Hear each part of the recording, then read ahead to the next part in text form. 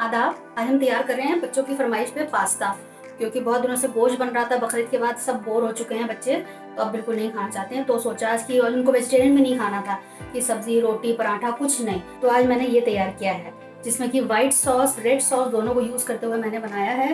क्योंकि बहुत दिनों से मैं ग्रॉसरी की शॉपिंग कर भी नहीं थी, जो फ्रिज में सामान था नहीं ज़्यादा, तो जो भी बचा कुछ जो सॉसेस थी उनको यूज़ करते हुए मैंने बच्चों को ये बना के दे दिया बस फटाफट। तो मैं आपको ऑप्शन बता दूंगी, अगर आपके वो चीज़ें हैं अवेलेबल तो आप यूज़ कर लीजिएगा, नहीं है तो जो मैं आपको बताऊंगी आप उसके बदले में वो यूज़ करके बना लीजिएगा।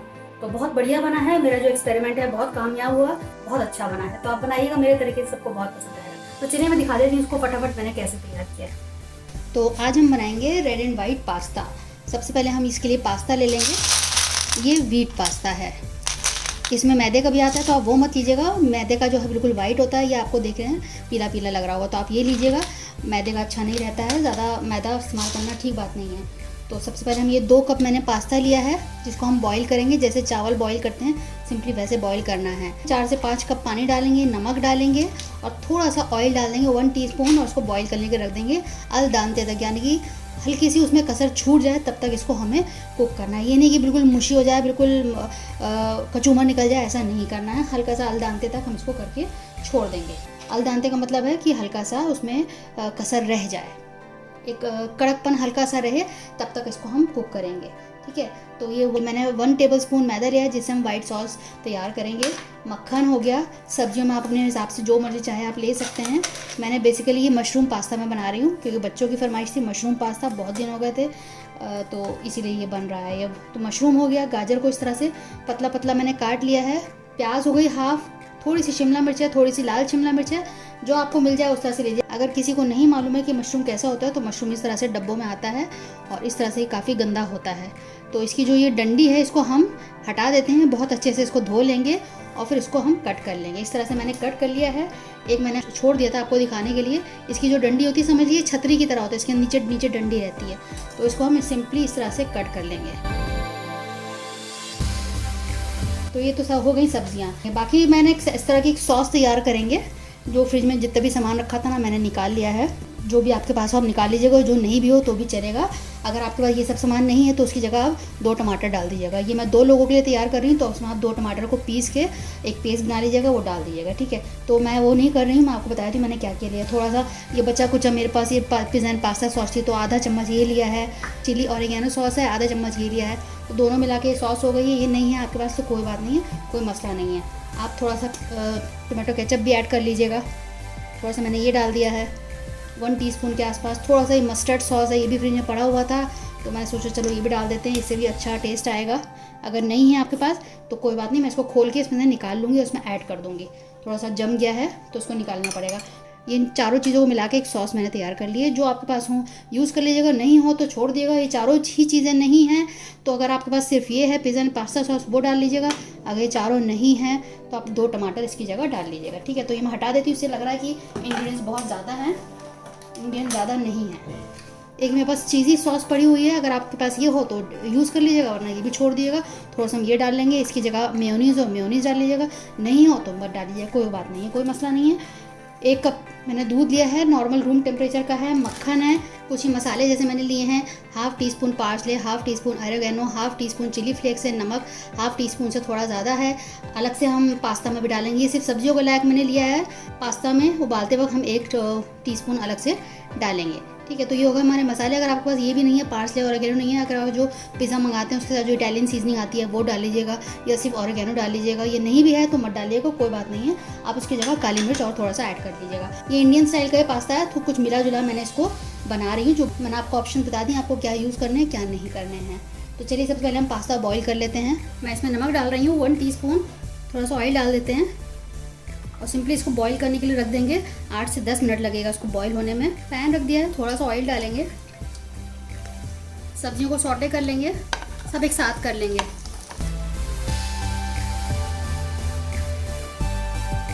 सिर्फ 3-4 मिनट करेंगे और फिर इसको हटा देंगे हम, क्योंकि इसी पैन में हम वाइट सॉस तैयार करेंगे। अलग से बर्तन नहीं ख़राब करेंगे। सिंपली थोड़ा सा नमक डालेंगे, इसमें से आधा नमक मैं डाल दे रही हूँ, ये मैंने आपको दिखाया था। फ्लेम मैंने मीडियम टू हाई रखा हुआ है। 3 से 4 मिनट इसको हम बीच बीच में चलाते चलाते रहेंगे, फिर मैं आपको दिखाती हूँ। अभी देखिए इसमें मैंने मस्टर्ड सॉस निकाल के इसमें ये भी मिला दी है। तो ये हमारी सब्जियां बिल्कुल हो गई हैं। अब मैं इनको प्लेट में निकाल लेती हूँ। एक बार आप फ्रिज को चेक कर लीजिएगा बनाने से पहले कि आपके फ्रिज में क्या क्या रखा है, तो निकाल के थोड़ा एक्सपेरिमेंट भी कर लेना चाहिए। अब सेम पैन में मैंने ये मक्खन डाला है, इसको पिघलने देते हैं। इसमें मैदा डाल देते हैं। थोड़ा मैदे को मक्खन के साथ भूनेंगे लो टू मीडियम फ्लेम पे। इसका कलर हल्का सा बदल जाएगा, खुशबू आने लगेगी, तब उससे अंदाज़ा लगेगा कि ये हो गया है। 2 से 3 मिनट इसको हम भूनेंगे बिल्कुल लो फ्लेम पे। आप देखिए अच्छे से भुन गया। आप इस तरह का कुछ ले लीजिएगा, क्योंकि डायरेक्ट हम इसी में चलाएंगे तो जो प्लास्टिक का है ये, इससे स्क्रैचेस नहीं आएंगे। या फिर आप चम्मच ले लीजिएगा, कोई स्पैटुला ले लीजिएगा सिलिकॉन का। अब धीरे धीरे इसमें दूध डालते हुए इसको हम चलाएंगे। फ्लेम बिल्कुल लो आप रखिएगा, जल्दी जल्दी करना है, वरना क्या होगा कि इसमें लम्स पड़ जाएंगे। एक हाथ से दूध डालेंगे और एक हाथ से चलाएंगे।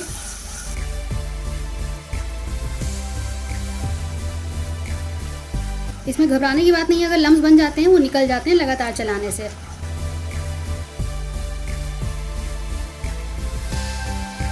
अब देखिए मैंने लगातार चलाया और ये पिघल गया है सारा। तो मैं सारा दूध डाल देती हूँ। अभी थोड़ा सा मैंने रोका है। थोड़ा मैं चीज़ सॉस डाल रही हूँ।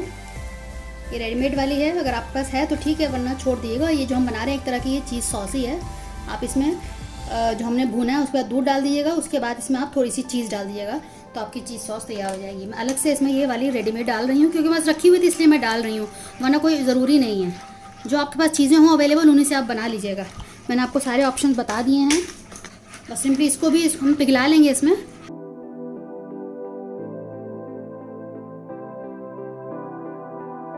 जो मैंने चीज़ सॉस डाली है उसकी जगह आप कोई भी आपके घर में पड़ी हो चीज़ डाल दें, चीज़ स्लाइस डाल दें, मोज़रेला, चेडर, कुछ भी डाल दें आप इसमें, तो बढ़िया से आपकी चीज़ सॉस ये तैयार हो जाएगी। वाइट सॉस जिसको हम बोलते हैं।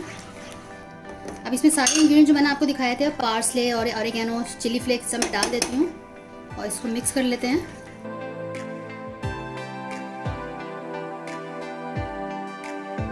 अब साथ में मैं ये वाली रेड सॉस भी डाल रही हूँ। इसे मैंने मस्टर्ड सॉस मिला ही दिया था, आपको मैंने दिखाया था, और इसको भी मिक्स कर लेंगे। तो ये हमारी फ्यूजन रेसिपी हो गई। तो हमारी मिक्स सॉस तैयार हो गई, जो कि हमने फ्यूजन किया है रेड सॉस और वाइट सॉस से, बड़े से तैयार हो गई। अब इसमें बाकी चीज़ें बस हमें डाल देनी है। अब ये सब्जियां मैं डाल देती हूँ इसमें। साथ में पास्ता भी डाल देते हैं। अच्छे से अब मिक्स कर देंगे इसको। ये 2 लोगों के लिए हम तैयार कर रहे हैं। अगर सपोज बच जाती है तो आप इसको फ्रिज में रख सकते हैं। जब दोबारा खाना हो तो आप इसमें थोड़ा सा दूध डाल दें और इसको गर्म कर लें, तो बिल्कुल ऐसे ही हो जाएगा। थोड़ा रख जाने पे जमने लगता है, ठीक हो जाएगा सॉस ये। तो 2 से 3 मिनट इसको पकने देते हैं। अभी ये 3 से 4 मिनट पक गया है, बस बिल्कुल तैयार है। आप चाहें तो ऊपर से चीज़ डाल दें, लेकिन मैं नहीं डाल रही हूँ, क्योंकि आप चाहें तो उसको नॉर्मल पास्ता की तरह जो मैंने बताया हुआ है उन इंग्रेडिएंट्स के साथ बना लीजिएगा। अगर आपके पास चारों सॉस नहीं है उसकी जगह आप टमाटर डाल दीजिएगा। अगर आपके पास आप वो वाइट सॉस बना लीजिएगा, ऊपर से चीज़ डाल दीजिएगा, तो बस बढ़िया सा आपका red and white sauce pasta तैयार हो जाएगा। तो बस अब आपको उसको सर्व करके दिखाती हूँ। जब तक सर्व अच्छे से नहीं करेंगे तो समझ में नहीं आएगा कि हमने बनाया क्या है। तभी सबको पसंद भी आएगा। जो चीज़ देखने में अच्छी लगती है तभी खाने में भी अच्छी लगती है।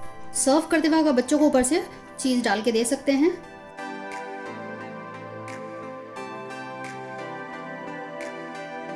तो आप देखें बढ़िया सा हमारा मिक्स सॉस पास्ता तैयार हो गया, जिसमें कि वाइट सॉस और रेड सॉस दोनों को बना के मैंने डाला है। आप बनाइएगा मेरे तरीके से, फीडबैक ज़रूर दीजिएगा, हमें आपके फीडबैक का इंतज़ार रहता है। अगली बार मिलते हैं किसी नई रेसिपी के साथ। तब तक के लिए शुक्रिया। देखते रहिए शहनाज अख्तर खान।